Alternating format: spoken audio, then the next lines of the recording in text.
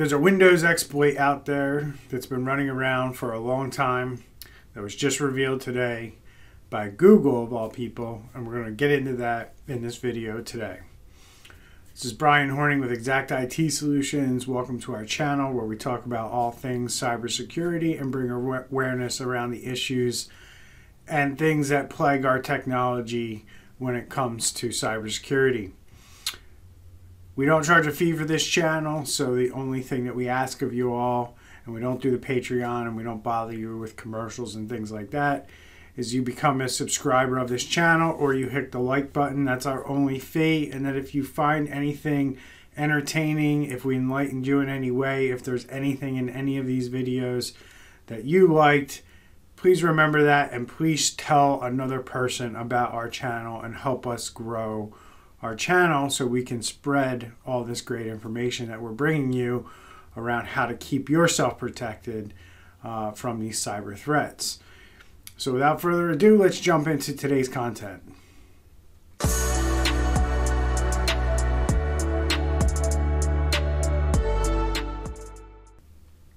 Alright, so let's get into it. So Google released some guidance around a vulnerability that their team has found. Now, you might be asking yourself, why is Google letting us know about Windows bugs? Shouldn't Microsoft be letting us know about this? Well, yes, Microsoft does know about it. Google did reach out to them and tell them. But the reason I'm doing a video around this, and I usually don't do videos around technical things like this, but there's some important information in these videos that we need to talk about. I'm going to get into that now. So Google has a team called, I believe it's called Project Zero, if I'm not mistaken. Google's Project Zero team.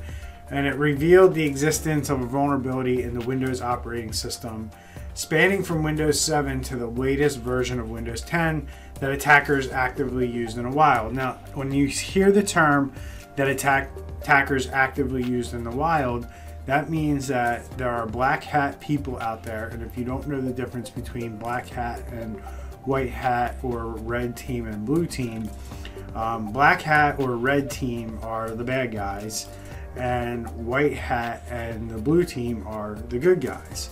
And you'll hear me use those terms interchangeably throughout the channel and into my videos, and we use them in the cybersecurity world to talk about, you know, who's on what side. And just think about that, you know, there are good hackers out there that you know, look for vulnerabilities, they disclose vulnerabilities, and Google's Project Zero would be one of those white hat hackers or blue team hackers. They are actively out there looking for threats, and then they are letting companies know that these threats exist. Now, Google was looking for their own exploits within Chrome, and they happened to find these vulnerabilities in Windows as well. So going on, just so now that you have the basis for white hat and black hat, the difference between something that's used in the wild and something that's a known zero-day exploit is simply that when white hat hackers find a vulnerability and they go out to do research to figure out if that vulnerability has been discovered yet, one of the things that we find out is that the vulnerability has been discovered previously, and hackers are actively using it to do things within people's networks.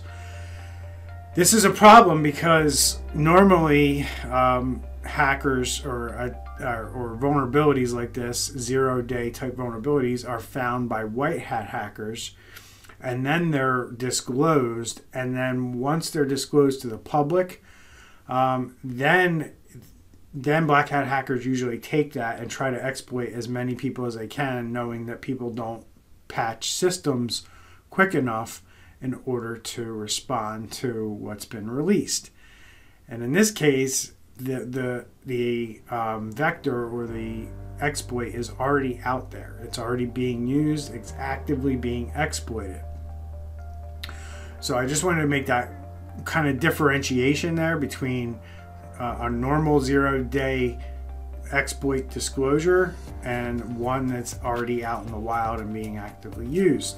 The one we're going to discuss and cover today is actively being used. It's out in the wild. It's been out in the wild.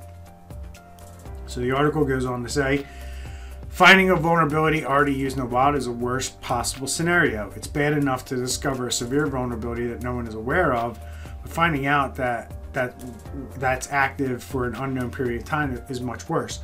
Now, you know, again, obviously if it's out there, somebody knows about it. So it's not like this is one of those situations where no one was aware of it. People are aware of it, they just haven't disclosed it through the proper channels and they're using it for their own gain.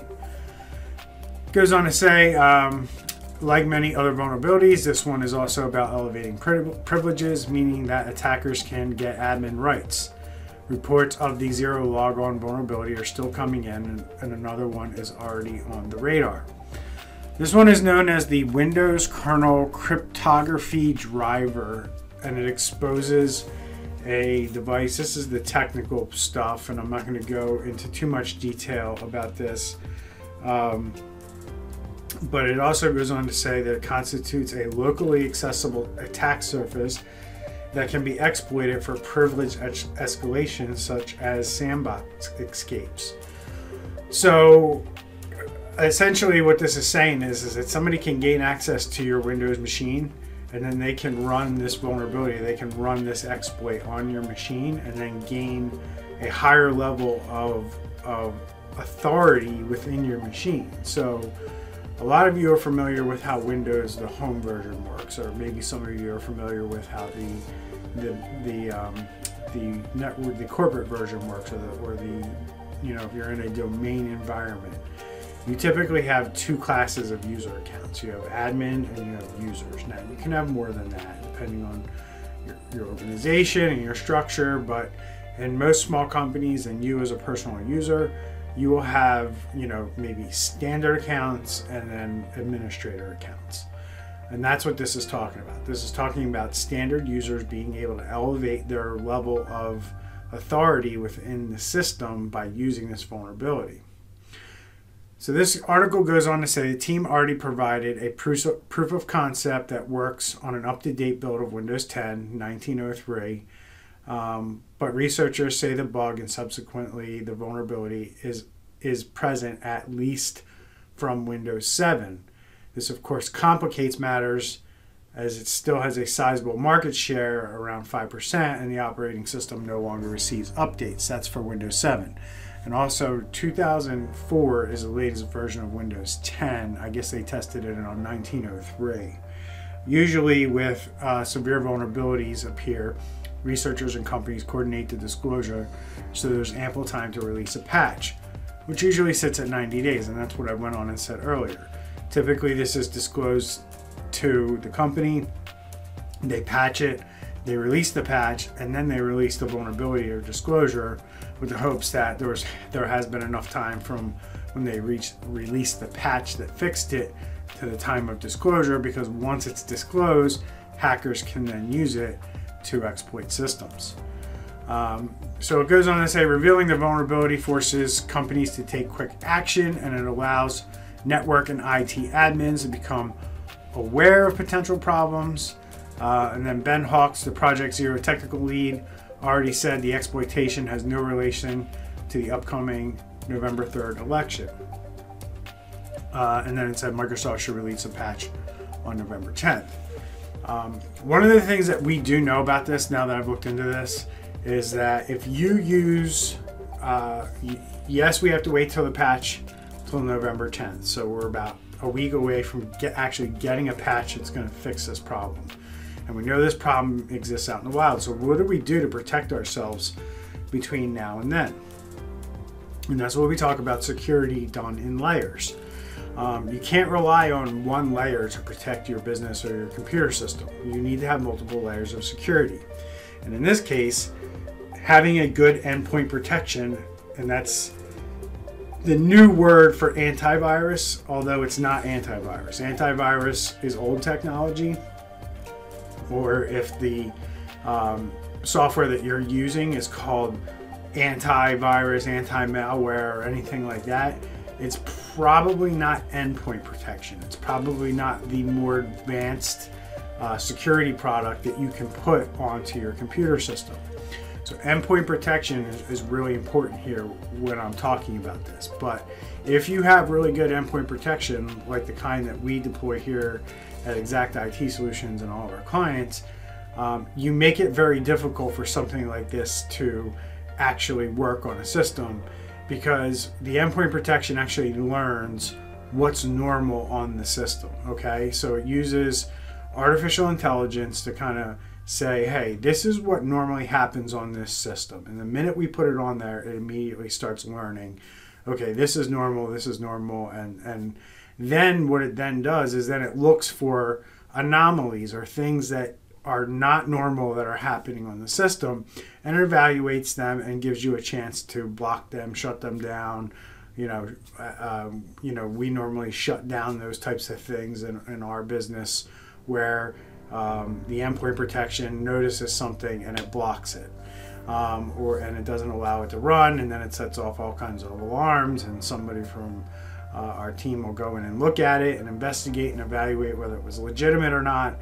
But these are the things that you can do, another layer of protection, in the event that something like this goes on, because this is not the first time we're going to see something like this, and this is not the last time we're going to see something like this. There are going to be exploits that are known and unknown with the software that we use, Windows being one of them.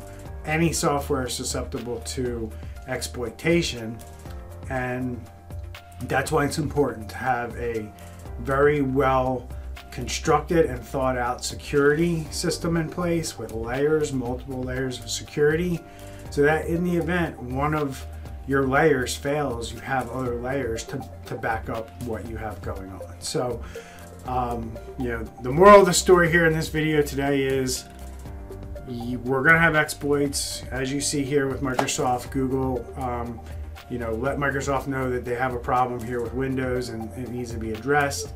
They're going to address it over the next week. However, in the meantime, we need to fall back on our endpoint protection to make sure that if a bad actor somehow does get access to a system and tries to use this vulnerability to then further his attacks, it can stop it. So that's what I wanted to bring you today. This is really hot off the press stuff. This is new stuff that just came out this afternoon. The vulnerability was disclosed on Friday, and here we are on Monday, and it's gaining traction. And as the news spreads about this, hackers are gonna exploit it. So get really good endpoint protection. There's a lot of good ones out there. I'm not gonna pick any favorites on the channel. If you have any questions about who to use or anything like that, hit us up in the comments below, and we'll discuss that. Do you use endpoint protection on your systems? If so, what do you use? Drop it down in the comments below. We'd love to hear what people are using to make sure that their systems are protected. So that's it today, folks. Hope you enjoyed the content. If you did, give us a thumbs up, and keep yourself safe out there. And if you have any questions about cybersecurity, drop them in our comments below. If you want to work with my company in any way, Xact IT Solutions, head over to xitx.com. Click on the Contact Us button at the top right. Fill out the form. Let us know what you're dealing with. Somebody will be happy to reach out to you. And have yourself a great day, folks. We'll see you all tomorrow. Take care.